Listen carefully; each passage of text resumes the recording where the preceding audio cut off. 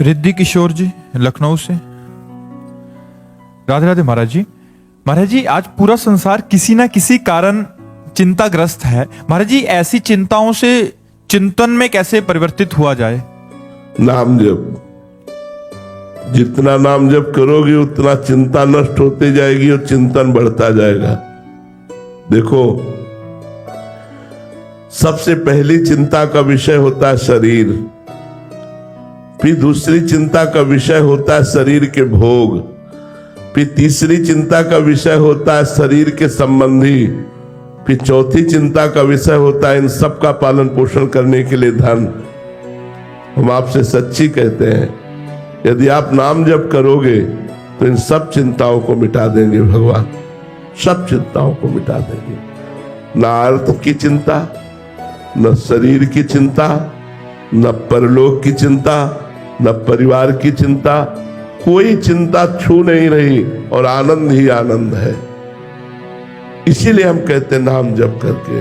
हम ऐसे नहीं बोल रहे आपको कि सब उत्तर नाम जप में घसीट देते हैं। जप करके देखो आप, अगर सब चिंताओं का नाश ना हो जाए तो आप हमें पूरा जीवन हो गया यही देखते हुए। आप अभी भगवान का आश्रय नहीं लिए, भगवान का नाम जप नहीं किए, इसलिए आपको लगता है ऐसा कैसे हो जाएगा। अरे जिसने अनंत ब्रह्मांडों के सृजन में किसी का सहयोग नहीं लिया, पलक झपकते ही अनंत ब्रह्मांडों की रचना कर दी, उस परमात्मा का स्मरण तुम्हारी छोटी सी कामना पूर्ण नहीं कर पाएगा, तुम्हारी छोटी सी चिंता नहीं दूर कर पाएगा। कैसी बात करते हो। भरोसा नहीं है, भजन नहीं है, इसलिए सब चिंतित है। भरोसा और भजन हो तो हर स्थिति में निश्चिंतता ही है। आप कहोगे कि आप बाबा जी हो, इसलिए ऐसा नहीं है। ऐसा नहीं कि बाबा जी होने पर ही सब चलता हो। भगवान का आश्रय ले लो, सब तुम्हारी चिंताएं नष्ट हो जाएंगी, वादा है। भगवान का आश्रय ले लो और नाम जप करो, अगर चिंताएं मिट न जाए तो मुझे कहना। आप चिंताग्रस्त हो चुकी बहुत बड़े को भुला चुके हो। जो हमारे स्वामी हैं, जो हमारे अंशी हैं, जो हमारे ईश्वर हैं, उनको भूल चुके हो, इसलिए कर्म बंधन तुम्हें चिंता में डाले। नाम जप करो, देखो आनंदित हो जाओ। आश्रय उस परमात्मा का भजन, वही सुनने आए हो और वही सिखाने के लिए हम बैठे हैं। नाम जप करो और निश्चिंत हो जाओ, भरोसे पे हो जाओ। ऐसा काम गृहस्थी में आप देख लो, ऐसा काम बनेगा कि आप खुद निहाल हो जाओगे और निश्चिंत हो जाओगे। भगवान का भरोसा रखो और नाम जप करो। दो बात कर लो, फिर देख लो तुम्हारा जीवन कितना आनंदमय हो जाएगा। भरोसा संसार का रखते हो, कर्म पाप कर करते हो, भजन करते नहीं तो चिंता, भय, शोक, डिप्रेशन ये तो आएगा ही आएगा। निगेटिव विचार आपको परेशान कर देंगे। और भजन है तो पॉजिटिव विचारों का ऐसा खेल बना रहता है कि हर समय आनंद बना रहता है। हर दुख में, हर विपत्ति में एक अद्भुत आनंद। आप सोचेंगे दुख और विपत्ति में आनंद, अरे यही तो परमात्मा की शरण का चमत्कार है कि हर दुख, हर विपत्ति में एक अद्भुत आनंद, एक अद्भुत सुख। उस सुख को आप कल्पना भी नहीं कर सकते। इसलिए प्रार्थना है, जैसे डॉक्टर की दी हुई औषधि हम बिना प्रश्न किए खा लेते हैं रोग निवृत्ति के लिए, ऐसे समस्त दुखों के नाश के लिए आप एक संत की बात मान करके कि राधा राधा रटो। अगर आप रट के देख लो और खुद आप कुछ समय बाद बताना कि आपका जीवन कैसा है। बस जब तक पाप नष्ट नहीं होते तब तक आपको थोड़ा अनुभव नहीं होगा। जहां पाप नष्ट हुए तार निहाल हो जाओगे, आनंद मगन हो जाओगे। आप जप के देख लीजिए। भारत पाटिल जी मुंबई से। राधे राधे महाराज जी। महाराज जी, आपने एक बार कहा था कि भगवान कभी भक्त को वो देते ही नहीं जिसमें उसका अमंगल हो, लेकिन महाराज जी भगवान श्री राम ने भविष्य जी का राज तिलक कर दिया था। और ऐसे ही अल्ले जी और कोले जी के चरित्र में भी पाया गया कि अल्ले जी को भगवान ने वो सब कुछ दिया जो उन्होंने पूर्व जन्म में। उनका अमंगल हुआ क्या? हमें पूछते हैं क्या राज्य अमंगल है? क्या राज्य सेवा अमंगल है? क्या उनके लिए अमंगल है जो भगवत विमुख है? क्या चक्रवर्ती सम्राट महाराज अम्बरीश का मंगल हुआ क्या राजा धीराज जनक जी का मंगल हुआ क्या चक्रवर्ती सम्राट महाराज दशरथ का मंगल हुआ क्या? नहीं। जो भक्ति युक्त होकर राज्य करता है वो स्वयं मंगल को और जगत मंगल को प्राप्त होता है।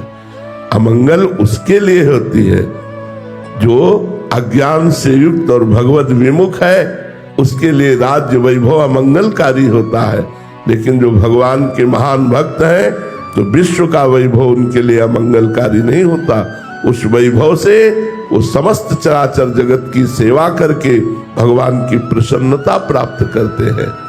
महाराज श्री प्रहलाद जी परम अकिंचन, लेकिन भगवान ने उनको भी राज्य दिया। ध्रुव जी को अटल पदवी देने के बाद उनको भी राज्य प्रदान किया। तो सच्चे राजा तो भगवान के भक्त ही है, जो भक्ति के द्वारा सद्गुणों का विस्तार करते हुए भगवान के नाम गुण लीला धाम की महिमा का स्थापन करते हैं, वही सच्चे राजा है। तो इसमें दोष क्या आपने देखा? क्या विभीषण जी राजा बनकर दोषी हो गए क्या? नहीं, आज भी भक्ति कर रहे। एक कल्प तक का राज्य दिया, आज भी भगवान की भक्ति संपूर्ण लंका में, आज भी भगवान की भक्ति का विस्तार करते हुए वो सब गुप्त हो गए हैं प्रगट स्थान। आज भी विभीषण जी हैं, आज भी लंका का राज्य है, आज भी भगवान की अनुपायनी भक्ति का विस्तार करते हुए वो राज्य शासन करते हैं। कृष्ण कन्हैया जी अंबाला से। राधे राधे महाराज जी। महाराज जी, शुद्ध भक्ति बिना दिखावे और बिना प्रपंच के कैसे करें? अंदर ही अंदर नाम जप करो। नाम जप ही भगवान की भक्ति का प्रधान अंग है और इसमें किसी भी तरह का कोई दिखावा नहीं है। अभ्यास के लिए काउंटर या माला की जरूरत होती है। अगर हम बिना माला और काउंटर के भी अभ्यास करें, कोई बाहरी चिन्ह नहीं, आप महान भक्त भी हैं और बाहरी कुछ देखने में भी नहीं आ रहा। ये भगवान का नाम निरंतर चलना ही सबसे बड़ी भक्ति का स्वरूप है। अव्यावृत भजनात् ये भक्ति का स्वरूप है। अखंड भजन, निरंतर नाम जब चल रहा है, ये तो हमारे आचार्यों द्वारा प्रदान की हुई वेशभूषा है। आचार्यों द्वारा तिलक कंठी वेशभूषा प्रदान की जाती है, ये भी भक्ति में सहायक होती है। पर यदि कोई इसे ना धारण करे और भक्ति करना चाहे तो भगवान का निरंतर नाम जप करे। इसमें कोई भी किसी भी तरह के दिखावे की जरूरत नहीं है। खूब अंदर ही अंदर भगवान का नाम जप करे। अपवित्र हो या पवित्र हो, पढ़ा लिखा हो या मूर्ख हो, बूढ़ा हो या जवान हो, कहीं कैसा भी हो, पुरुष नपुंसक नारीवा जीव चराचर कोई, सर्व भाव भज कपट तज मोहि परम प्रिय सोई। भगवान कह रहे प्रिय ही नहीं, वो परम प्रिय है। चाहे स्त्री हो, चाहे पुरुष हो, चाहे नपुंसक कोई भी हो, यदि मेरा नाम जप करता है कपट त्याग करके, छल त्याग करके, तो भगवान कहते हैं मुझे परम प्रिय है। सीमा गुप्ता जी लखनऊ से। राधे राधे महाराज जी। महाराज जी, सन्मुख होए जीव मोहि जबहि, कोटि जन्म अग नासहि तबहि के अनुसार सन्मुख होने का क्या तात्पर्य है महाराज जी? जननी जनक बंधु शुद्ध दारा, तनु धन धाम सुहृद परिवारा, सबकी ममता ताग बटोरी, मम पद मनहि बांध बटोरी। इसे कहते सन्मुख होना। माता पिता भाई बंधु घर मकान प्रतिष्ठा जीवन सब कुछ प्रभु के चरणों में समर्पित कर देना, इसे सन्मुखता कहते हैं। जब कोई प्रभु को अपना सर्वस्व मानने लगता है तो जगत से विमुख और प्रभु के सन्मुख माना जाता है। और जब प्रभु के सिवा और कोई है तो जगत के सन्मुख और प्रभु से विमुख माना जाता है। तो जब मेरे तो गिरधर गोपाल दूसरो न कोई, तो प्रभु की सन्मुखता हो जाती है। तब सहस्त्रों जन्मों के, करोड़ों जन्मों के पाप केवल भगवान के आत्मसमर्पण मात्र से नष्ट हो जाते हैं। सन्मुखता का तात्पर्य होता है आत्मसमर्पण, समस्त ममता को एकमात्र प्रभु के चरणों में समर्पित हो जाना। एक भरोसो, एक बल, एक आस विश्वास, एक राम घनश्याम हित, चातक तुलसीदास। जैसे चातक सिर्फ स्वाति के बूंद को ही अपनी चोंच में लेकर के प्राण पोषण करता है, अन्य जल में नहीं। ऐसे ही जो एकमात्र भगवान का आश्रय, एकमात्र भगवान का चिंतन, एकमात्र भगवान से आशा, एकमात्र भगवान का बल, वो भगवान के सन्मुख माना जाता है। जो अन्य किसी का बल, अन्य किसी की आस, अन्य किसी से ममता, वो भगवान से विमुख और संसार के सन्मुख माना जाता है। समझ में आई बात? रौनक जी नेपाल से। राधे राधे महाराज जी।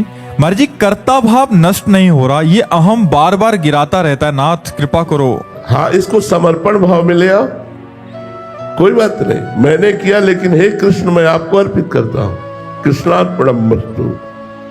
पानी से लेकर, भोजन से लेकर, वस्त्र से लेकर, कर्म से लेकर सब कुछ कृष्णार्पणमस्तु। खत्म खेल अहंकार का। अहंकार से भरकर हम कर रहे हैं, लेकिन उस कर्म को हम कृष्णार्पणमस्तु कर दे रहे हैं। बढ़िया काम हो गया। वो अहंकार का फल नहीं मिलेगा, कृष्णार्पणमस्तु का फल मिलेगा। हर कर्म को कृष्णार्पणमस्तु कर दो, हर पदार्थ को कृष्णार्पणमस्तु कर दो, हर विचार को कृष्णार्पणमस्तु कर दो। परम भक्त बन जाओगे। अहंकार इसी से गलित होता है। साधन में लगो, ये भागवत धर्म है। यत् करोषि, जो कर रहे हैं वो तदर्पणम, आपको अर्पित कर रहे हैं, हो गया भागवत कर्म। जो भी कर रहे हो, एक जन्म या अनेक जन्म की आदतों से, अहंकार से, स्वभाव से, जो भी वो भगवत अर्पणमस्तु। समझ रहे हो ना? कोई परेशानी नहीं, रोग अपने आप ठीक हो जाएगा। कृष्णार्पणमस्तु जब सब होता रहेगा तो अहंकार नष्ट होकर दैन्यता आ जाएगी। भगवान अहंकार को हटा के दैन्यता प्रदान कर देंगे। गीतिका जी हरियाणा से। राधे वल्लभ श्री हरिवंश महाराज जी। महाराज जी, गुरुदेव, यदि वो मैं वही हूं जो शास्त्र कहते हैं, ना जन्म लेने वाली हूं, ना मरने वाली, ना करता ना भोगता, तो फिर मैं जो रोज डरती हूं, टूटती हूं, उम्मीद करती हूं, भटकती हूं, वो कौन है? यदि ये अहंकार है तो इसका वास्तविक क्यों लगता है मुझे? देखो, पहली बात तो इतना ज्ञान छा गया है कि आप अपने को शास्त्रीय शब्द बोलते हुए स्त्रीलिंग में बोल रहे हैं ना। आध्यात्मिक प्रश्न करते हुए भी स्त्रीलिंग में बोल रहे हैं, अर्थात आप अपने को स्त्री माने हुए है ना। आप दर्पण में देखती हैं तो आप ये मानती है ना मेरा चेहरा है, जबकि वो आपके पांच भौतिक ढांचे का चेहरा है। इतना ज्ञान बढ़ गया है कि अजन्मा अविनाशी परमात्मा स्वरूप होकर के भी वो जन्म मरण को कर्म बंधन से युक्त होकर के बार बार दुख सुख क्लेश अशांति चिंता भय शोक इसको भोग रहा है। इसी अज्ञान की निवृत्ति जब किसी महापुरुष की शरण लेकर उनके द्वारा बताई हुई साधना की जाती है तो निवृत्त हो जाती है, शरीर राग निवृत्त हो जाता है। शरीर राग निवृत्त होने पर कितना आनंद है आप अनुभव नहीं कर सकते, कल्पना नहीं कर सकते, भावना नहीं कर सकते। एक असीम आनंद, बस भक्ति जनित है तो केवल रोने का मन होता है। सत्य मानिए, उस आनंद में केवल रुदन आता है कि कितने करुणा में भगवान है। ज्ञान का स्वरूप होता है तो उदासीन स्थिति में अखंडानंद में स्थित रहता है। इसलिए साधना करनी पड़ेगी।